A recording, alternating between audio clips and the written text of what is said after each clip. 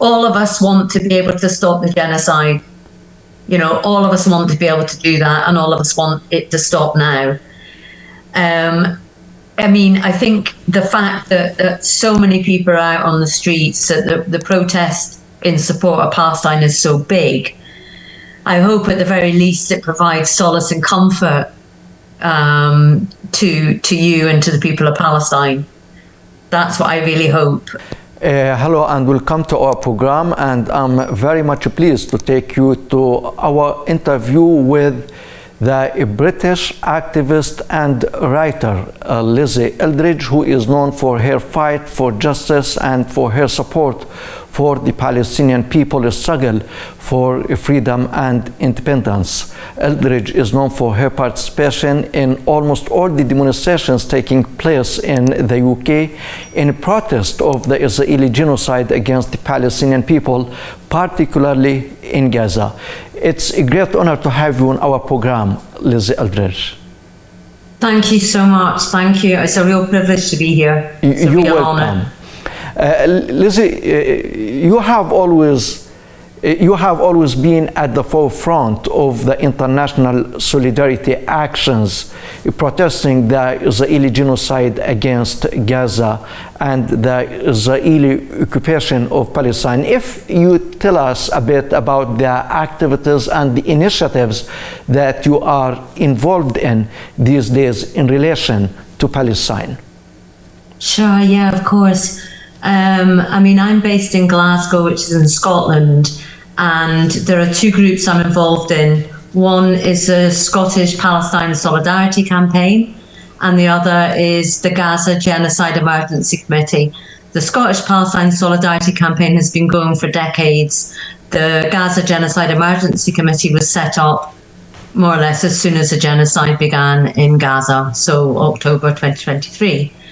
I'm also involved with another group called Scottish Pen, and we campaign for freedom of expression. We defend writers who are under attack, whether that's being threatened, physical attack, or being murdered in certain cases. So I'm involved with all three groups.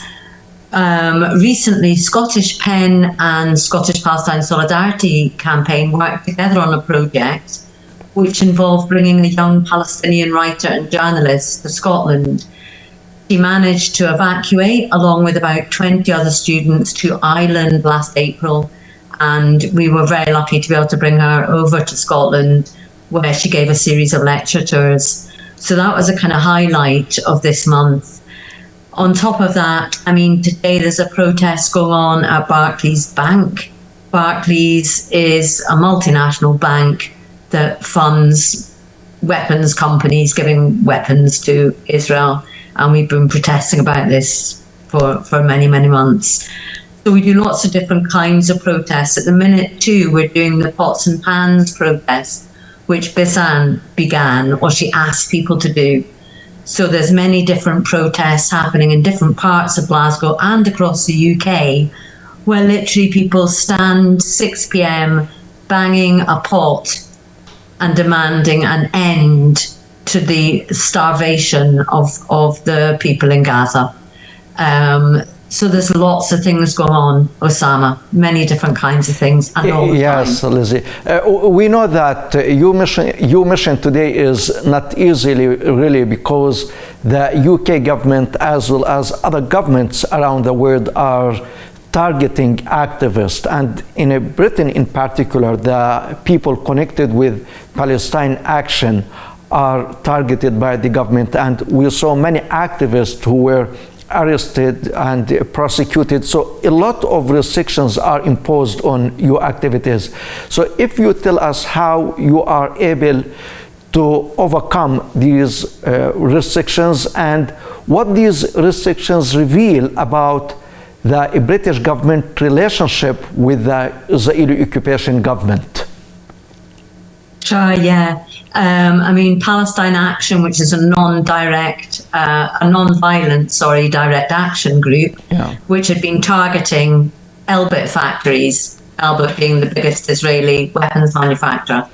So Palestine Action was prescribed, it was categorized as a terrorist organization on the 5th of June this year. ridiculous. And since then, people have been arrested in the UK and in Scotland for wearing T-shirts, carrying placards. There's a particular T-shirt that was produced by the Scottish Palestine Solidarity Campaign, which says, "Genocide in Palestine, time to take action." That is not supporting in any shape or form Palestine Action, which is now a proscribed group. And it makes clear there is a genocide in Palestine and people must take action. But people are being arrested for this. On Monday this week in Edinburgh, the capital of Scotland, a well-known and award-winning screenwriter called Paul Laverty was arrested by the police for wearing this T-shirt, "Genocide in Palestine, time to take action." He was arrested under anti-terror laws. He was actually at a protest outside the court for another woman who was arrested for wearing the same T-shirt. This woman had the police knocking on her door at 1 a.m. in the morning. I mean, it is insane. It is absurd. It is insane. It shows collusion between the police and the government. The same collusion that occurred with the proscription of Palestine Action when Yvette Cooper, the Home Secretary who made the prescription possible, was a member of Labour Friends of Israel and had just received a large financial handout from the Zionist lobby. Evidence has shown too that the British government, the Crown Prosecution Service, the police, were all in intimate discussions with the Israeli government and with Elbit weapons systems. So it's a clear-cut case of, you're fighting the Zionist lobby on your own doorstep. Yes, and Lizzie, in what context we should understand these positions by the British government or any other government against activists who act peacefully and for the sake of justice for a people who have been living under the occupation for decades and decades? It is shocking. I mean, it is. If it wasn't so serious, and it is, it would be funny in a very dark way. I mean, it's totally absurd. But when you realise that the government that we have in power at the moment, the Labour government headed by Keir Starmer is a self-confessed Zionist. Keir Starmer is a paid-up, funded member of the Zionist lobby, and so are many members of his cabinet. So what you've got with Keir Starmer, who was an odd choice, a kind of arbitrary choice for the leader of the Labour Party in the first place, which corresponds with the push against Jeremy Corbyn, who was the leader of the Labour Party and was accused of anti-Semitism, a smear campaign launched against him. What you see is the strength of the Zionist lobby in Britain and the power that it holds. What we're facing now is a severe, and it's been happening for years, a severe erosion of our democratic rights, a severe erosion of our rights to protest, freedom of expression. And, it is like ultimately we are being arrested for protesting against the worst crime against humanity, genocide. Yeah, but Lizzie, some people wonder now that things are different and disagree with this view, as the UK Prime Minister announced his government intention to recognize the state of Palestine during the upcoming meeting of the United Nations General Assembly. So what's your perspective on that? Extremely cynical. I mean, the two-state solution has been on the cards for decades. It's never, ever been implemented. I mean, now Israel, anyway, are annexing the West Bank, so they are deliberately making the two-state solution impossible. Not a solution that I think is ever workable.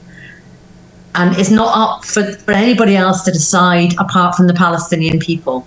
What right does anybody outside Palestine have to decide the fate of Palestine's future? We've been doing that for centuries. Britain is responsible. It's just shocking. With Keir Starmer, I mean, it was like a threat to Israel. It was like, we'll recognise Palestine as a state if you don't begin working towards a ceasefire. That's not offering Palestinians liberation. It's threatening Israel. I mean, it's disgusting. It's horrific. It's horrible. Yes, but Lizzie, if we talk about that in the larger scope of this declaration, as other European governments, especially France, they showed their readiness to recognize the state of Palestine, and the Israeli occupation prime minister had lambasted and lashed out at all of them, and he described Australia yesterday that such statements are betrayal of the Jewish people and of Israel in particular. So don't you think that we should give some currency to such declarations by the European leaders? I'm not sure how much benefit of the doubt I would give any of them. They are participating in this genocide. You know, they are arming Israel. The UK is sending RAF spy flights to Gaza. It's giving intel to Israel. It's inviting Israeli military, Israeli top people to the UK. You know, it's all kind of like a bit tokenistic, I think. I don't feel it's genuine. They've allowed Israel to behave. They've allowed Israel to commit acts that we've never. I don't have the words for what we see on our or what you're experiencing as well in the West Bank. I don't have the words to describe it, and the Western powers have been not just supporting it but participating in it. So anything that they say now, I think we have to be wary of, if not cynical about. Yeah. Lizzie, the Israeli occupation forces are killing the Palestinian mind. They are killing professors of universities. They are killing teachers of schools. They are killing medics. They are killing journalists. Over 246 Palestinian journalists have been killed and deliberately killed. Their homes were targeted by the Israeli rockets. So tell me how this resonates in Britain and Europe. And you're an activist and you are a writer, you are a novelist. How do you understand Israeli occupation targeting of the Palestinian poets, writers, artists? How do you see that? Well, how to even respond. I mean, again, I don't have the vocabulary. It's shocking. It's shocking. It's horrific. It's war crimes. It's international war crimes. It's crimes against humanity. But what Israel is doing, quite clearly, is trying to absolutely destroy Palestinian culture, Palestinian history, Palestinian identity. Everything Israel is trying to destroy, and generations to come. You know, I mean, with the medics they've killed, with the doctors they've killed, with all the expertise these people embody, that takes years to get this experience, this knowledge, this expertise, and Israel is just obliterating it. Yeah. And with the journalists, I mean, shame on the international Western media, who are also colluding, if not often participating in the genocide, you know, because I've been asking, where are the journalists? Where are the journalists screaming about what's going on to their colleagues in Palestine? And a lot of the time, apart from the independent journalists, there's a wall of silence. Yeah. It's horrific. Yeah. We see the horror happening in Gaza and also in the occupied West Bank. By the way, the situation is not much different. Israeli forces are attacking the Palestinian cities every day, and we saw what happened in Ramallah just yesterday. Today in Nablus, the same. The Palestinian villagers can't get to their farms or can't graze their cattle because of Israeli settlers, supported by the Israeli soldiers, of course. So do you think that the idea of the Israeli Prime Minister Benjamin Netanyahu of ending the existence of the Palestinian people, starting with Gaza and moving towards the West Bank and Jerusalem little by little, is his goal achievable? What do you think? Well, of course, I hope that it's not. I really hope that it's not. There's quite a big Palestinian diaspora. But the West are so firmly embedded and involved in this genocide that unless the West force Israel to stop, which they're not doing, they're simply not doing. People ask why, and the answer is because they are participating in it. So, in answer to your question, is it achievable? Ideally, of course, I hope it's not. In reality, I don't know, Osama. Yeah, of course, Netanyahu is not going to stop his war on the Palestinians unless the American administration has a shift in its position, because I see that Europe alone is not enough, okay, without the United States. Or what do you think of the power of Europe? Can it do something without the consent, without the green light from the Americans? Like imposing sanctions on Israel, for example, or the arms embargo? Absolutely, absolutely. I mean, absolutely. Every country in Europe should be imposing an arms embargo. The EU last month, they voted to continue trading with Israel. Disgraceful. But yes, I think you made a really important point. You impose an arms embargo, you impose sanctions, you stop trading with Israel, you isolate them, you cut them off economically. Europe could do that. There's no reason why Europe could do that, regardless of what Donald Trump does or says. Yes, but regrettably, Israel has been murdering Palestinian children and women and all of the Palestinians in Gaza for about 2 years, and no sanctions have been imposed yet. Let's talk about the other weapon Israel is using against the Palestinians, which is famine, as the IPC report was clear days ago. And the spread of famine, and to see the Palestinian children in Gaza dying because of hunger imposed on them by Israel, this reflects not only Europe, but maybe the whole world moral failure. Do you think that our world, as a writer, I'm asking you now, and a novelist, the world got to this point of moral failure or immorality, allowing the Israeli occupation to starve children and babies to death? I think this is the pinnacle of capitalism, colonialism, imperialism. This is what it means, and this is it laid bare, and we're seeing it in front of our eyes, and it's horrific. I think there are millions of people right across the world out on the streets protesting. People are boycotting. People are writing. People are doing whatever they can in whatever way to try to stop this genocide. The one thing I think that's become clear to people, or to a lot of people, is the complete contradiction between what the West has claimed to be civilized, blah, cultured, educated. It's a sham, even if you ever believed it, but it's been shown to be a sham. And what we're seeing now is a kind of bloody, naked brutality of capitalism, imperialism, colonialism. Yeah.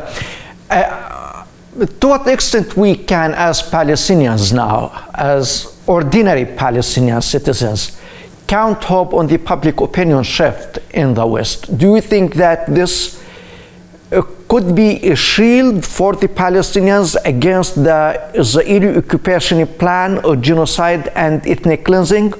Or as long as there is no shift in the official position, then these protests and this public opinion shift is irrelevant? What do you think of that?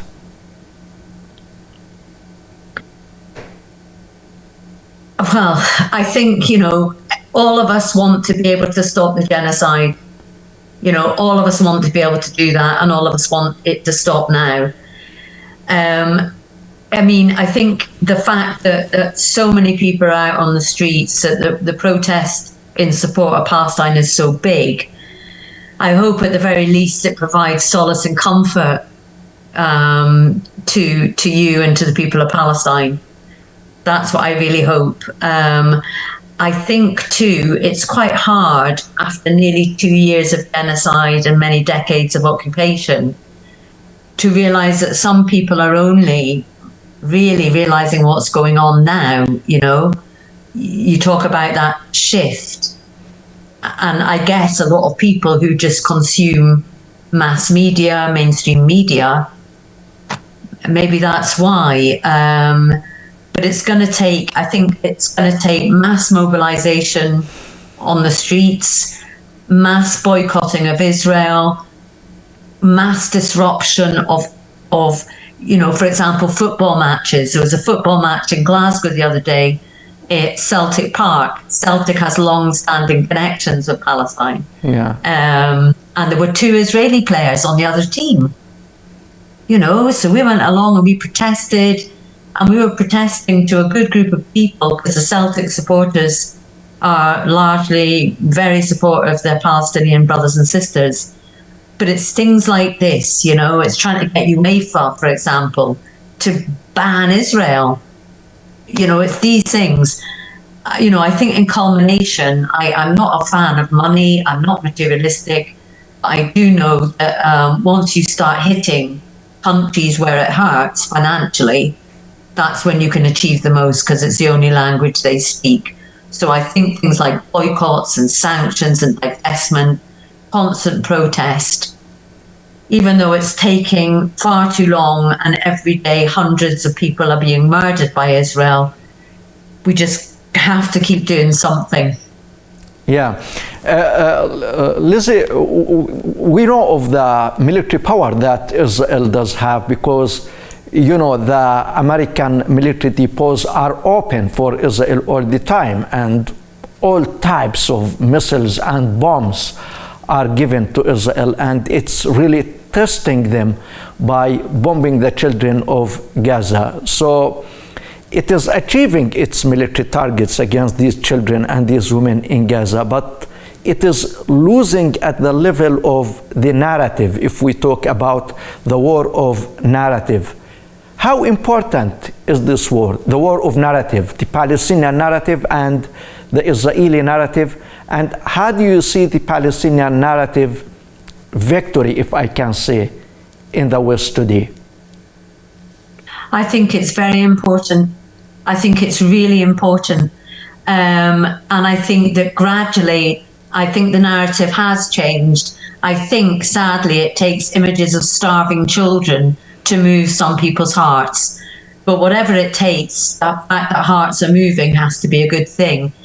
I mean, after the killing of the journalists at Nasser Hospital on Monday, and Israel is already coming out and saying they were Hamas or it was a mistake, the absurdity of Israel's lies are being exposed to the world on a bigger level than before. I mean, anybody who's been following what goes on knows that the Israelis lie as soon as they open their mouths. But it's important that a wider audience understands this, because that's when the narrative shifts and you know, people's hearts and minds start to realize that this is a genocide, and that it is the worst thing any of us have ever witnessed. Of course, people in Palestine, and it has to be stopped. I mean, I remember a bit ago when I started putting out posts, Israel does not have a right to exist. You know, it does not have a right to exist. That's my opinion. But it took me a while to come to that opinion. Yeah. You know, because you're kind of brought up in the nice cultural niceties of, well, you can't say this, you can't say that. Now I'm of the opinion, yes, you can say these things. I mean, there was that classic slogan that came out at Glastonbury this year from a musician called Bob Villan, death, death to the IDF. Absolutely. We all know what that means. It doesn't mean kill all the IDF soldiers, even though they've been killing Palestinians for nearly 2 years. It doesn't mean bombing all the IDF soldiers, even though they've been bombing Palestine for years. It doesn't mean raping Israeli soldiers, even though that they are quite happy to rape Palestinians, both in prison and out of. It doesn't mean that. It means the whole Zionist regime has to be killed. Killed as destroyed. Yes, I know you mean by killed, destroyed, and dismantled. My final question to you, Lizzie, you said the images coming from Gaza, how Israel bombs hospitals and how it uses the double attack bombing to kill more journalists, more civil defense, and more medics. This affected the minds and the hearts of the people in the West. And how this affects your imagination as a novelist. If you decide to write a novel or a story in connection to the situation and the pogroms that are happening in Gaza and all of Palestine today, how would this novel be? What title would you choose for that novel? Wow.